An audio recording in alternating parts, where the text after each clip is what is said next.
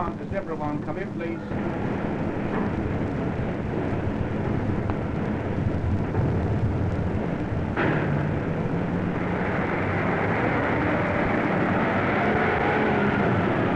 Victor 1, does everyone come in, please? Dave, if you think the other 3 machines can keep the ship going.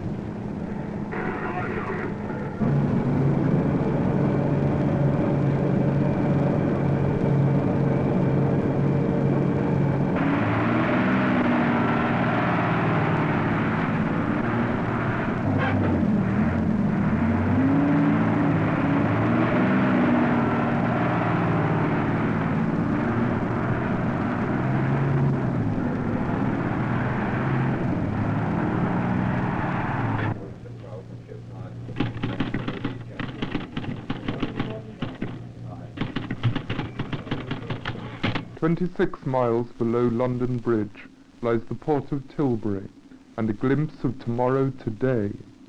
£30 million are being invested by the Port of London Authority in dock extensions, terminals, container berths, jetties and sheds, and above all, in sophisticated equipment for the fast handling of container and unit load cargoes.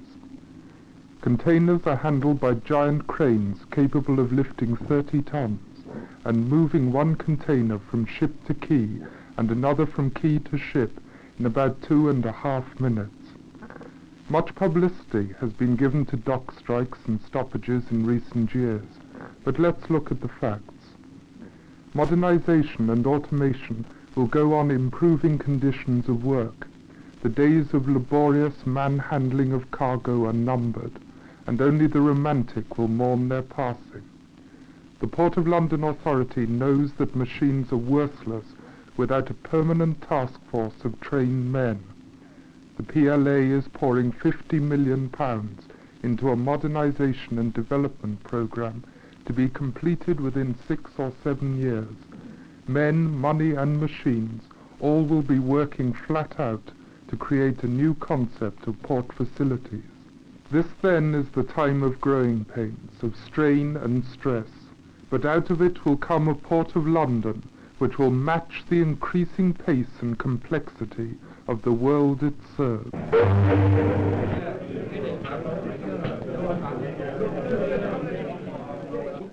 Most people outside the docks have a false impression of dockers and the industry. This impression is brought about by newspapers like that journalistic toilet roll, the Daily Mirror. There was a time, when the Daily Mirror printed under an headline that dockers were bloody-minded, selfish and arrogant. At this particular time, thousands of dockers had banned the handling of asbestos due to the fact a number of dockers had died from asbestosis. For 8 months, these same dockers had gone through the constitutional channels of the union, had written to newspapers, had lobbies to MPs, and in finality, they were forced to refuse to handle the cargo until the employers chose to more safely pack it. 18 months ago, we found that the newspapers and the television were telling everybody that the dockers had reached a new age where conditions were about to change, where it was going to be some kind of waterfront utopia. One finds it difficult to understand why there is every hour of every day there is some kind of stoppage in the docks. There are 4,000 different piecework rates, and in order for a docker to arrive at his basic wage for a day, he generally has to go through a method of haggling that usually takes place in a Persian market. There is virtually no trade union representation. It is more easy to get an audience with the Pope than it is with a trade union officer, and they generally act as public relations officers for the employers.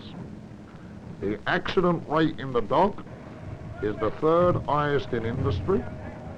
There are over 8,000 accidents a year.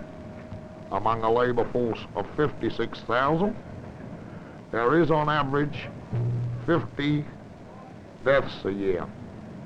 There are many hazardous and arduous cargoes.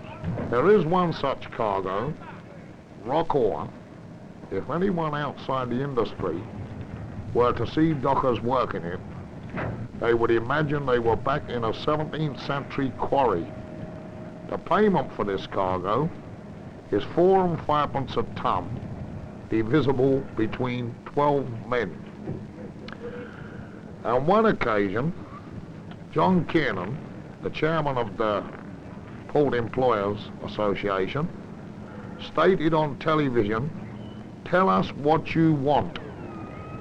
He merely wants to know what the docker needs. In addition to this, the Dock Labour Board spent thousands of pounds on research into the amenities that dockers need. Also, a few years before the Devlin inquiry, there was an inquiry into the docks under Lord Rochdale, another out-of-work High Court judge, who suggested dockers need water to wash in. This man must be some kind of a genius. Dockers were unable, without an inquiry, to be aware they needed water to wash in. And John Kiernan, in his ivory tower, expects us to tell him what we want. We tell him through our union channels, we tell him through our port newspapers, and we also tell him by stoppages. If the man was seriously concerned with the problems of dockers, he could easily visit the docks. He doesn't visit the docks no more than any other port employer visits the docks, or indeed any national trade union leader, unless a ship owner gives a party. The future for the dockers looks very bleak. Over the last 5 years, the docks industry have changed from a labour-intensive industry to a capital-intensive industry. And many innovations have not improved the dockers' lot. As I had said, most of the conditions remain the same. There are berths in Tilbury where 6,000 tons of cargo is turned round in 12 hours by 20 men. Under conventional arrangements, this same berth, 14th berth, would employ 176 men, and the job would take 5 days.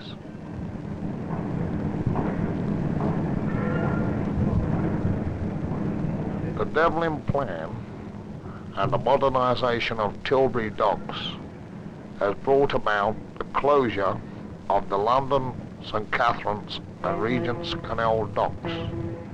Some of the men from these docks will be transferred to Tilbury. But since a conventional berth needs 200 to 300 men to operate it, and a modern berth only needs 20, most of the men will be displaced from the industry entirely. While it is true they will receive severance pay, some may find jobs, the younger ones, but the average age of a docker is 47, and a good many industries will not take new employees at the age of 47.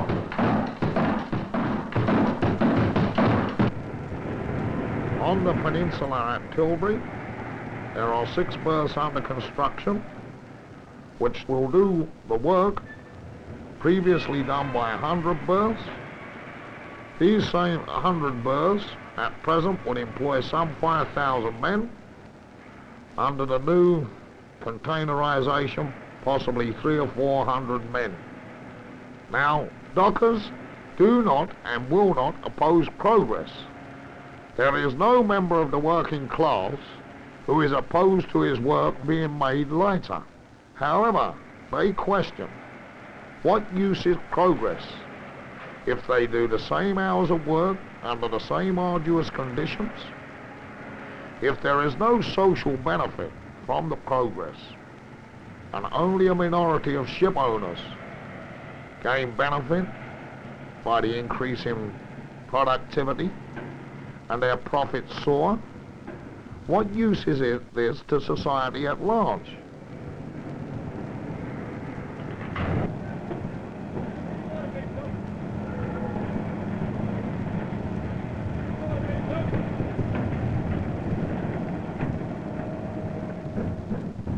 Can the employers and the government expect cooperation from dockers when their future is so insecure?